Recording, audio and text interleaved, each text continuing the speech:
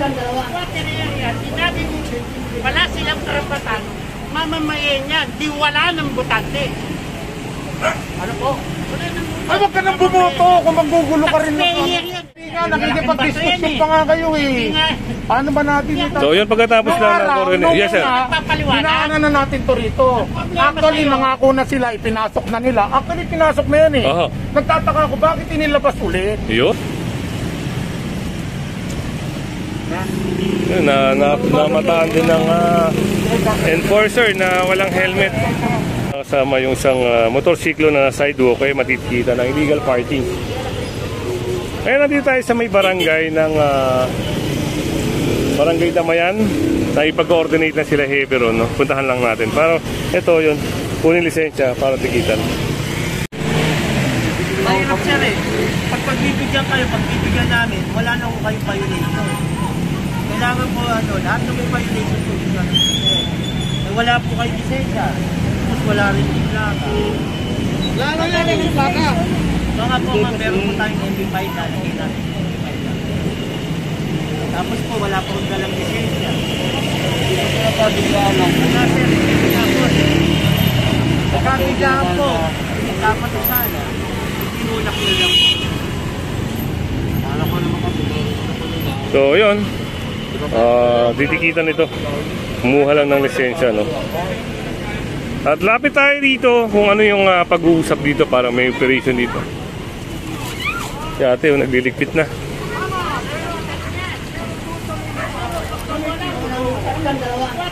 Sinabi mo, wala silang karapatan, mamamayan yan, di wala ng butante. Ano po? Ay, wag ka nang bumoto kung maggugulo ka rin naman. Taxpayer yan eh. Wala naman ng gugulo. Alam mo kung wala kang titulo, hindi ka taxpayer. Paano ka nagbabayad ng buwis? Wala kang titulo. Eh, hindi bumibili ko. Wala kang amilyar. Bumibili ako ng kung ano-ano. Ang pinag-uusapan natin, masyado ka ng malayo. Ang pinag-uusapan natin, struktura. Ayaw mo intindihin yung taong bayan. Struktura ang pinag-uusapan. Hindi taong bayan. Kami ang nagre-represent sa taong bayan. Kayo ang lumalabag sa taong bayan. Ay, wala. Sa ibang lugar nga eh. Ito lang yung bangketa eh. Kaya nagkakasunod dito. Gawa nitong ganyan, no? Ay, hindi pa nagkasunod dito sa amin. Hindi ba? 5 taong ka na, hindi mo alam? Rumisponde pa ako dito. Ilang beses na nasusunog yan. Dahil sa kuryente yan. Alam mo, yung mga yan, nung araw, Boss! dito lang banda yan. Boss, wag mo nang ipilit yung mali mo kasi Ay, tinatama hindi namin mali. kayo. Hindi kayo may tatama pag ganyan kayo ng ganyan. Tama yan. Para malaman niya, hindi kasi matututo si tatay kung hindi niya malalaman. Alam mo, Ganun yun. ikaw ba taga-MMDA? Organic ka ba? Opo, MMDA po kami. Ayan po, Mark Pique. May tao ko, naka-uniforme, may ID. Ito pa po, Task Force Operations po Saan yung kami. ID mo? Ha? Pakita mo yung ID mo. Ito, ID ko, pakita ko sa'yo. Boss,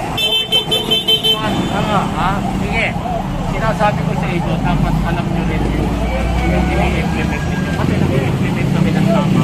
Ano nagbabahay nyo? At ito pa, meron ting nagmumotor na ito, wala suot na crash helmet. Ito yung Pwede yan. Hindi mo na ako, kuya. Nakulong nyo naman ako sa pagpupunan. Ay, naku, hindi. Pwede pagtrasan yan parang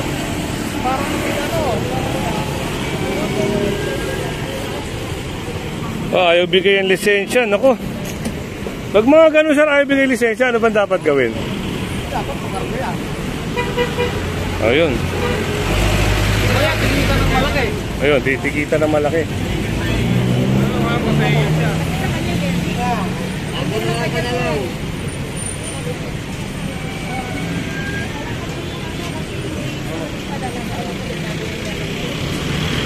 Parang may kakausapin na ata si kuya.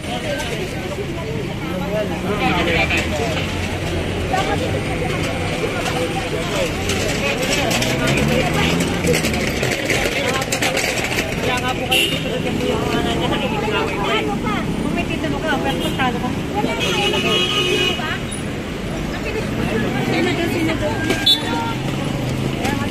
So ito, titikita na.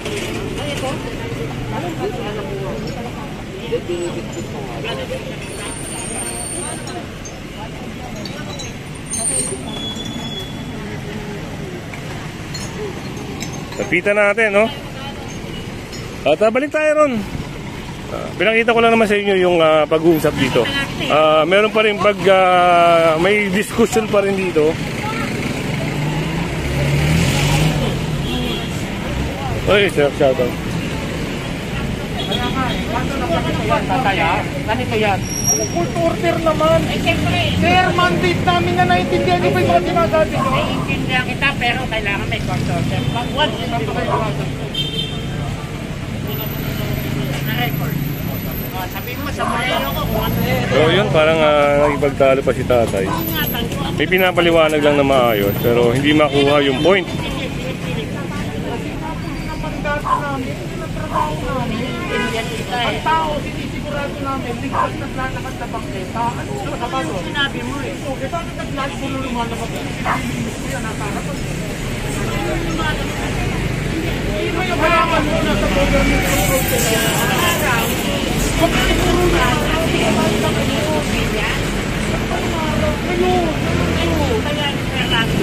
Chairman, nagpunta yan dito. Pinaliwanag ko rin. Hindi niya papayagan na may ganyan dyan sa harapan ninyo. Tagal na namin. Basura, inidoro, ayan o.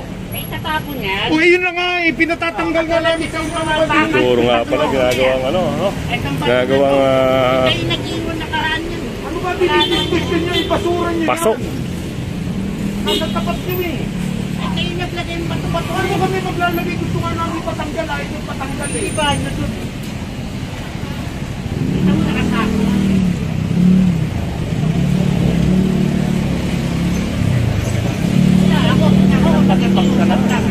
Hindi kayo nakikiusap sir. Sir, anong gagawin dyan, sir? Kukumpiskahin ba yung mga halaman yan? Oo, ito, i-coordinate natin. Oo. Ipapaalam natin definitely ha. Ayaw natin magkaroon ng misunderstanding dito kay sir. Opo. Pero ito, pinatatanggal namin. Pinatatanggal na. This is no longer his property. Okay. Ngayon, yan, nagdudulot ng panganib. Pangalawa ay, so tingnan nyo nga, mga inidoro yan eh. Oo nga po, nakita natin. Puro inidoro. Huwag na mag-alala, papatapos na yan. Hindi nga, nakikipag-discussion pa nga kayo eh. Paano ba natin ito? So yun, pagkatapos lang ng coordinate. Yes, sir. Hinaanan na natin to rito. Actually, nangako na sila, ipinasok na nila. Actually, pinasok na yan eh. Aha. Nagtataka ako, bakit inilabas ulit? Yun. Di ba? Ito naman tayo nagtataka. Ibig sabihin lang, they like to contribute danger to public. So, yun nga. We consider them parang public nuisance. Paulit-ulit sa Paulit-ulit na lang. Di ba? Maganda rin naman yung tinatama tayo eh. Okay. Di ba? Kaya nga tinatama natin, pinapapasok natin. Wala akong nakikitang masama doon. Oho. Wala tayong binabiolate sa bagay na yun. So, yun. Parang makipag-coordinate Ayaw, muna. kasi kung sarado na ang isip mo, wala na, hindi mo na ma-absorb yan eh. Oh. Hindi mo na maitatama eh. Yun nga, sir. Kasi nga, ang isip na lang nila, parang kahihiyan sa kanila na meron silang nilabag, kaya ayaw nilang itama. Pero ang totoo, dapat Tama. itama natin. Mali nga eh. Okay. Ang mali ay dapat itama. Yun, dapat, sir. So, ayun mga kasama. May coordination lang sa barangay. Pagkatapos, go na sa clearing operation. Ando si Hepe, oh. Kaya kung hindi ka pa na-subscribe sa ating channel, pa-subscribe na lang po. At syempre, pahit na rin ang bell para updated ka sa ating mga video.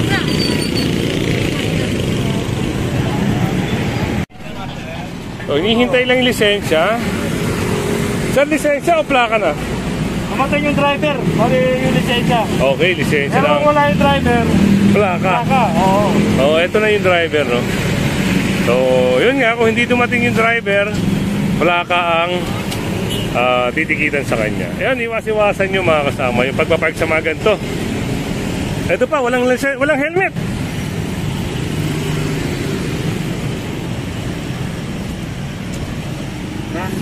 Yun, namataan din ng enforcer na walang helmet. Wala mo tayo sa lisensya, wala mo tayo. Pinatabi ko lang, sir. Sa anak ko po ito. Master, walang helmet to. Pakipara rito. Ito pa, isa. Maraming mga... Ito, nagtulak-tulakan na si kuya. Ang galing. Ang dami walang helmet. Ito si kuya, ang galing.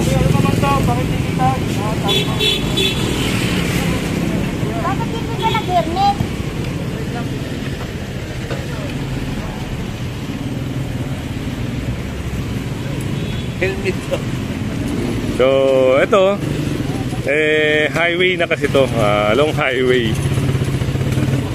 Hindi napansin ng enforcer yung isang rider doon na walang helmet. No? Biglang matatawa kayo pag mapanood nyo. Yung mga makapanood nito, matutuwa kayo kung paano dumiskarte yung isang motorista. Para may lisensya mo? Ha?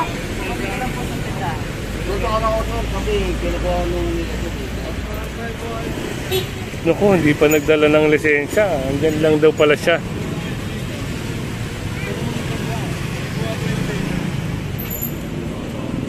lisensya ka ba? Dapat nagdadrive ka lang mo to.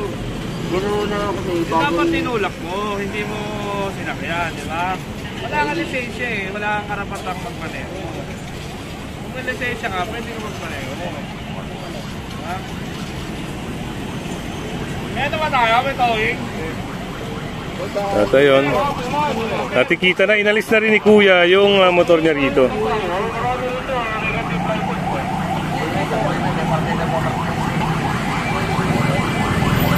Kung mapapansin nyo, kasi ito parang national highway, kailangan obligado ka mag-helmet dito.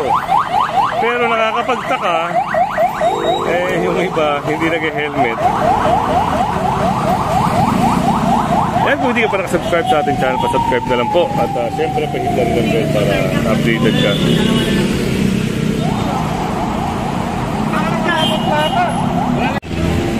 Ito, napakagaling sir, no? Napakagaling. Ang daming sticker. NCRPO, anti-crime, may Eagles. Sa tingin natin, hindi pulis ang may-ari nito. Hindi nagtatrabaho sa gobyerno. Kasi, tinagtag niya na ng napakaraming sticker, no? Lang eh, bago maglalagay na ito. Oo, sir, no? Bawal na bawal din yan, sir, di ba? Hindi ba siya official? Maglalagay ka dito kung sa gobyerno ka. Passport, apply ka dito. Eto sir, di ba pag halimbawa, pag napatunayan na hindi ka kasapi dito, tinatanggal to sir, di ba?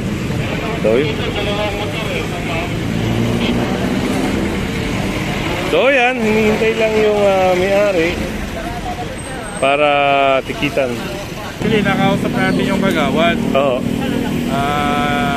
Kinausap natin siya dito sa complaint. Sabi niya, natapos ang pandemic, medyo yung mga tao nakatira rin nag-a-adjust pa. Nag-a-adjust pa. So, sabi ng kagawad, kung pwede, pagbigyan muna sila kayo. Sila na bahala. Sila na bahala mag-hearing, sila na bahala pumausap dun sa mga nasa kupa nila. Naibigyan na yung area na pinaparalaan nila. Okay. So, pinagbigyan naman natin sila. At yun naman yung karapatan nila. Nasa kupa naman natin sila yan. So, hinahayaan natin silang gumawa ng paraan. Kaya pagka hindi nila nagawa ng paraan, at may nagreklamo, sinabi ko sa kanya, didiretso na kami kasi nag-coordinate na kami. Wala nang sir, wala nang coordination nun pag nireklamo pa rin. Maaari mag-coordinate pa rin tayo, pero isikip na natin ang operation. Okay. Kaya natin sila papayagan makiusap ulit. Yun sir, salamat sir. Yun, parang humingi ng pabor, no? Kasi natapos na ng pandemic. Ito yung dalawang kanina na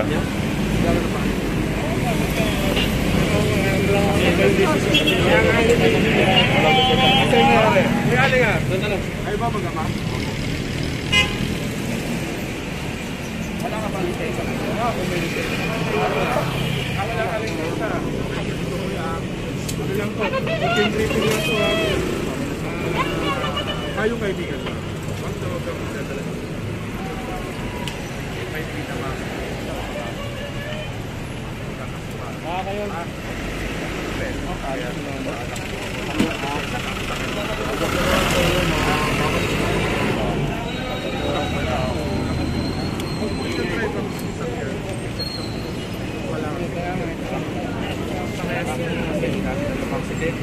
May lisensya yung anak niya? Yung anak nila si Jane na natin. Ano ba? This is chassis na. Ano lang? Chassis mo. Sa insurance, chassis na lang. so yun pala. Wala kasing plaka pa, kaya yung chassis number at saka yung lisensya ang kukunan ng detail.